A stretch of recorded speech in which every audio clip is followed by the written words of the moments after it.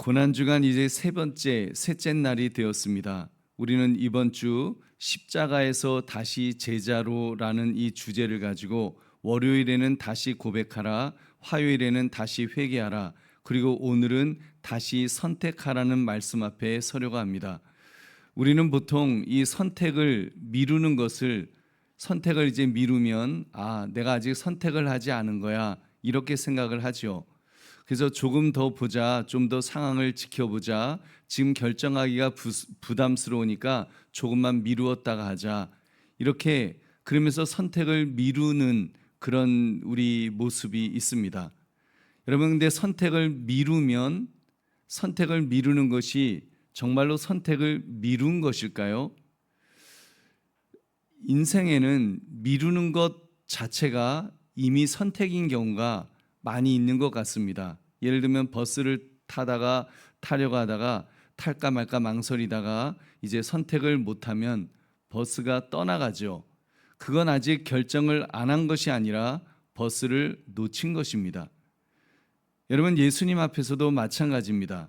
주님 앞에서 나는 아직 선택을 안 했습니다 라고 말하는 사람은 사실은 이미 선택 안 하기를 선택한 것입니다. 여러분, 이 시간 우리 다시 선택하라, 이 제목을 가지고 십자가 앞에서 다시 제자로 회복되기 위해서 어떻게 다시 선택할 것인가를 생각하시는 이 새벽 되시기를 주님의 이름으로 축원합니다. 우리 세 가지를 살펴보겠습니다. 첫째로, 빌라도는 진리를 보고도 결단하지 못했습니다. 그러니까 진리를 보고도 선택하지 못했다는 것이죠. 본문을 보면 예수님께서 총독 빌라도 앞에 서셨습니다. 빌라도는 예수님을 신문하면서 예수님을 대제장들과 장로들의 시기로 넘겨진 분이라는 것을 알게 되었습니다. 그러니까 예수님이 이분은 죄가 없으시구나, 죄 없으신 분이라는 것을 분명히 알았습니다. 우리 누가복음 23장 4절 같이 읽겠습니다. 시작. 빌라도가 대제장들과 무리들에게 이르되 내가 보니 이 사람에게 죄가 없도다 하니. 아멘. 빌라도가 볼 때도 이 예수님은 정치적인 왕으로 행세하신 분이 아니라는 것을 너무나도 잘 알았습니다. 근데도 스스로를 변호하지 않으시는, 오늘 본문에도 보면 전혀 변호하지 않으시는 그 모습을 보면서 이분은 죄가 없구나, 죄가 없으신 분이구나, 십자가에 못 박히면 안 될 뿐이구나 라는 것을 분명히 알았습니다. 여러분, 그렇게 아무 죄도 찾지 못했다고까지 말했습니다. 게다가 오늘 본문을 보면 빌라도의 아내까지 사람을 보내어서 말을 합니다. 우리 19절 같이 읽겠습니다. 시작. 총독이 재판석에 앉았을 때에 그의 아내가 사람을 보내어 이르되 저 옳은 사람에게 아무 상관도 하지 마옵소서. 오늘 꿈에 내가 그 사람으로 인하여 애를 많이 태웠나이다 하더라. 아멘. 저 옳은 사람에게 아무 상관도 하지 마옵소서. 지금 아내를 통해서 그 이야기를 듣게 되었습니다. 여러분, 무슨 말입니까? 적어도 하나님께서 빌라도가 몰랐다고 변명하지 못하도록 공정하게 하나님께서 경고의 말씀을 주셨던 것입니다. 그의 부인의 꿈을 통해서 그렇게 경고의 말씀을 주셨는데, 그랬는데도 그는 끝내 오른편에 서지 못한 것입니다. 그러니까 선택해야 될 때 선택하지 않은 것입니다. 여러분, 결정해야 되는데 결정하지 못했던, 여러분 왜 그랬을까요? 가장 큰 이유는 한 가지였죠. 진리보다도, 지금 진리의 말씀보다도 자기 자리를 잃는 것이 더 두려웠기 때문입니다. 밀란이 일어날까 봐, 사람들이 소리 지르는 것이 부담스러워서, 정치적으로 책임지기가 싫어서 그는 예수님을 놓아줄 수 있었지만 놓아주지 않았던 것입니다. 여러분, 여기서 우리가 붙들어야 될 핵심이 있습니다. 진리를 아는 것과 진리 편에 서는 것은 다르다는 사실입니다. 여러분, 진리를 안다고 하는 사람들은 많이 있습니다. 세상에서도 보면 이것이 틀렸다, 이것이 옳다, 여러분 그렇게 안다고 하는 사람들이 얼마나 많습니까? 지적질하는 사람들은 차고 넘칩니다. 그런데 안다는 것이 진짜 진리 편에 선 것일까요? 여러분, 안다는 것이 진짜 진리를 선택하는 것이냐는 말입니다. 여러분, 아닙니다. 그러니까 옳다고 말하는 것이 결단은 아닙니다. 진리를 설명하는 것이 진리 편에 서 있다는 뜻도 아니라는 말입니다. 빌라도는 무지한 사람이 아니었습니다. 오히려 너무나도 잘 알았습니다. 몰라서가 아니라 그래서 이 사람은 죄가 없다라고 말은 하면서도 알면서도 예수님을 풀어줘야 되는 이 결단에 있어서는 그 결단을 선택하지 않았다는 것입니다. 보배로운 성도님들, 우리도 그렇지 않습니까? 우리도 정말 주님을 선택해야 될 그런 때에 주님보다도 체면을 더 앞세운 적은 없었습니까? 말씀보다도 관계를 더 앞세운 적, 순종해야 하는 줄 알면서도 손해볼까봐, 분위기 깨질까봐, 관계가 깨질까봐 그냥 넘어가 버리는, 여러분, 그런 경우가 사실 우리들도 얼마나 많습니까? 오늘 주님은 우리에게 물으실 것입니다. 너는 알고만 있었느냐? 너는 알고만 있을 것이냐? 아니면 나의 편에 설 것이냐? 정말 주님 편에 설 것이냐? 아니면 주님은 진리이십니다. 그냥 진리라는 것을 알고만 있을 것이냐? 여러분, 제자는 진리를 설명하는 사람이 아니라 진리 편에 서는 사람인 줄로 믿습니다. 진리 편에 서는 사람이, 그 사람이 진짜 그리스도의 제자입니다. 그러므로 진리를 설명하는 것이 아니라 진리 편에 설 수 있는 참된 제자가 되시기를 주님의 이름으로 축원합니다. 두 번째, 군중의 소리는 사람을 십자가 반대편으로 몰아넣을 수 있습니다. 우리 20절 이하를 보면 대제사장들과 장로들이 무리를 선동했던 것을 보죠. 우리 20절 21절 같이 읽겠습니다. 시작. 대제사장들과 장로들이 무리를 권하여 바라바를 달라 하게 하고 예수를 죽이자 하게 하였더니 총독이 대답하이르되 둘 중에 누구를 너에게 놓아주기를 원하느냐? 이르되 바라바로 쏘이다. 아멘. 바라바를 놓아주시오. 예수는 십자가에 못 박으시오. 여러분, 지금 이 군중들이 그렇게 외쳤다는 것입니다. 이 장면이 무서운 이유는 처음부터 모두가 이렇게 악랄했던 것 같지는 않기 때문입니다. 여러분, 예수님을 십자가에 못 박으라고 그 악한 사악한 지금 그 바라바는 놓아주라고 소리치게 되기까지, 그 끔찍한 그 결정을 하기까지, 그 선택을 하기까지 그들이 그렇게 정말 나쁜 그런 사람들이었을까요? 처음에는 그냥 남들 소리치는 대로 따라간 사람도 있었을 것입니다. 분위기에 그냥 그렇게 된 사람도 있었겠죠. 누가 맞는지 깊이 생각하지 않고 그 순간의 여론과 감정에 따라서 그렇게 움직인 사람들이 왜 없겠습니까? 근데 그 결과가 어떤 것이었습니까?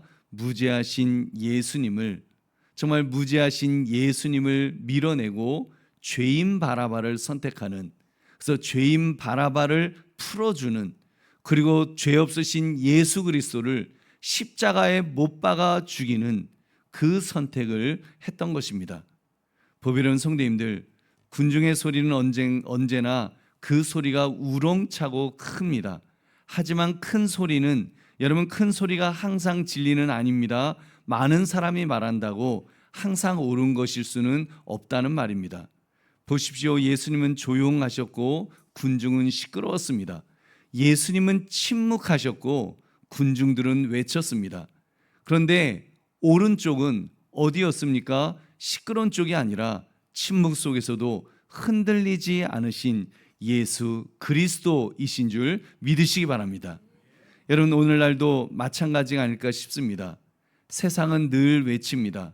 적당히 해라, 너무 믿음 좋은 척 하지 마라, 손해보지 마라, 편한 길이 있지 않냐, 다 그렇게 산다.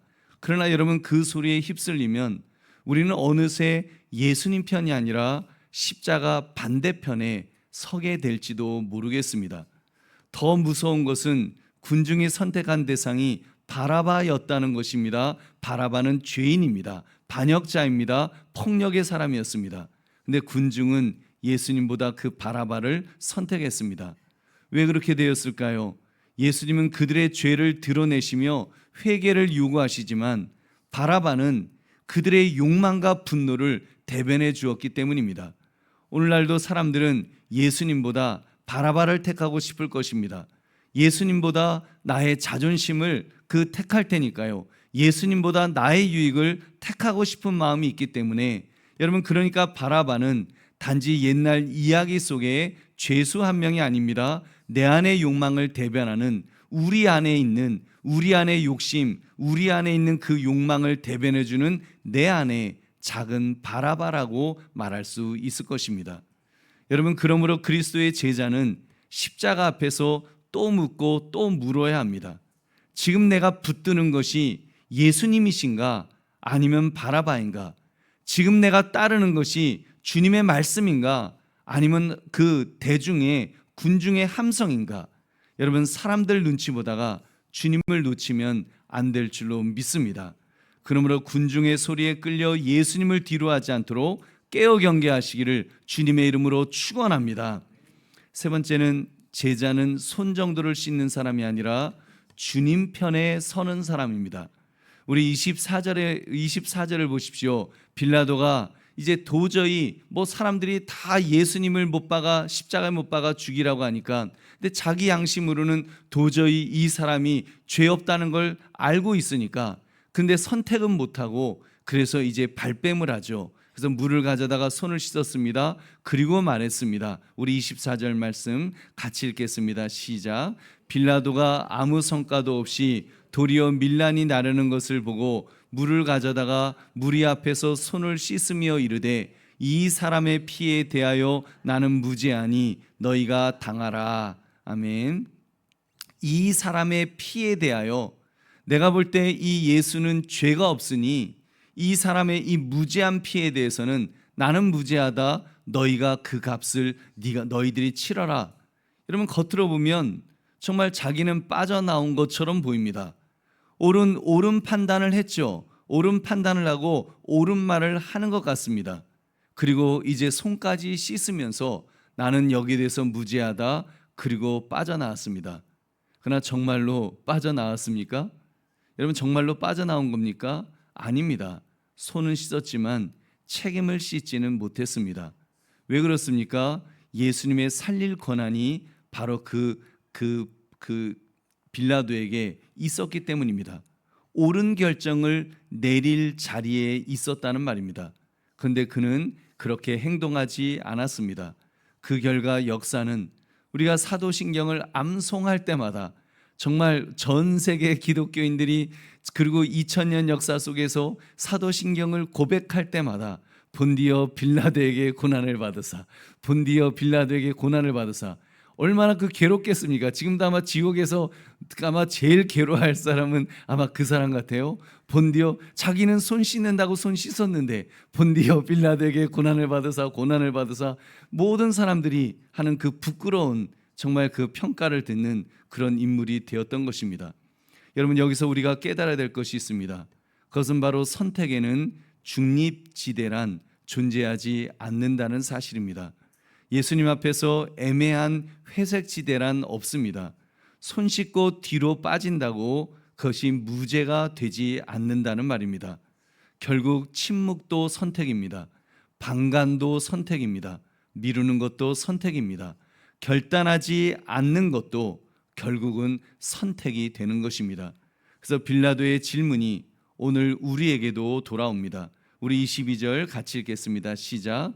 빌라도가 이르되, 그러면 그리스도라 하는 예수를 내가 어떻게 하랴? 그들이 다 이르되 십자가에 못 박혀야 하겠나이다. 아멘. 그러면 그리스도라 하는 예수를 내가 어떻게 하랴? 내가 저 그리스도를 어떻게 하랴? 여러분, 이 질문은 2000년 전 빌라도만 받은 질문이 아닙니다. 오늘 이 새벽에 저와 여러분도 이 질문을 받을 수 있습니다. 그리스도라 하는 예수, 그리스도라는 예수를 너가 어떻게 하겠느냐? 너가 어떻게 하겠느냐? 여러분, 우리의 삶 속에서 우리는 수없이 이 질문을 듣습니다. 그리스도라는 예수를 너의 삶 속에서 어떻게 하겠느냐? 어떻게 하며 살겠느냐? 여러분, 우리 교회만 왔다 가겠느냐? 말씀 듣고 감동만 받겠느냐? 죄를 알면서도 계속 타협하겠느냐? 사람들 앞에서는 침묵하고 속으로만 믿겠냐? 여러분, 이런 질문들이 직장에서도 가정에서도 우리 삶 속에서 얼마나 많이 있습니까? 아니면 분명히 주님 편에 서겠느냐? 주님 편에 서겠느냐라고 하는 그 선택에서 우리는 누구를 선택하며 살아왔습니까? 보배로운 성도님들, 제자는 손 씻는 사람이 아니라 주님 편에 서는 사람인 줄로 믿습니다. 주님 편에 선다는 것은 거창한 말이 아닙니다. 작은 자리에서 주님을 선택하는 것입니다. 죄를 끊어야 될 자리에서 끊는 것입니다. 고백해야 될 자리에서 고백하는 것입니다. 나 예수 믿는 사람이라고, 나는 주일은 교회를 간다고 말할 수 있는 사람, 여러분 손해를 감수하더라도 정말 순종할 수 있는 사람, 모든 사람이 반대한다고 할지라도 하나님이 주신 진리라면 붙들 수 있는 사람, 여러분 예수님을 내 삶의 맨 앞에 두는 사람의 모습인 줄로 믿습니다. 그 사람이 바로 그 인생의 주인의 자리에 예수님이 앉아 계신 것이 아니겠습니까? 여러분, 내가 인생의 주인이 되어서 내가 그 자리에 앉아 있으면서 내가 그리스도의 제자라고 말할 수 없겠죠. 여러분, 우리가 십자가 앞에서 다시 제자로 선다는 것은 그 왕의 자리에 예수 그리스도를 모시는 것인 줄로 믿습니다. 그래서 그분이 왕이 되시도록, 그분이 나를 통치하시도록, 그분이 나를 그 선택의 자리로 이끄시도록, 그래서 예수님을 선택할 수 있도록 그렇게 살도록 여러분 주님을 모셔야 될 줄로 믿습니다. 오늘 주님은 우리에게 말씀하십니다. 다시 선택하라, 다시 선택해라, 다시 선택해야 된다.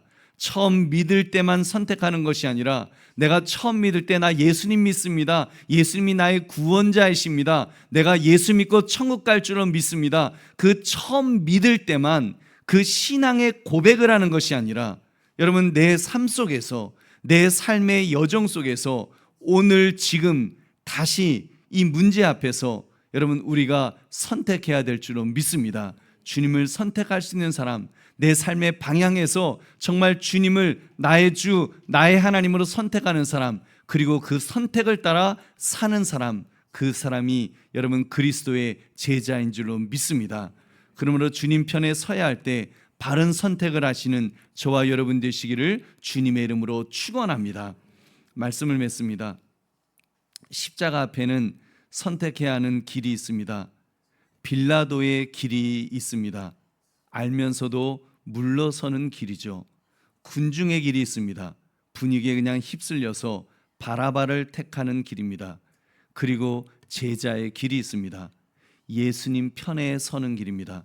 여러분 오늘 새벽 주님은 우리에게 다시 물으십니다. 그러면 그리스도라는 예수를 너가 어떻게 하겠느냐?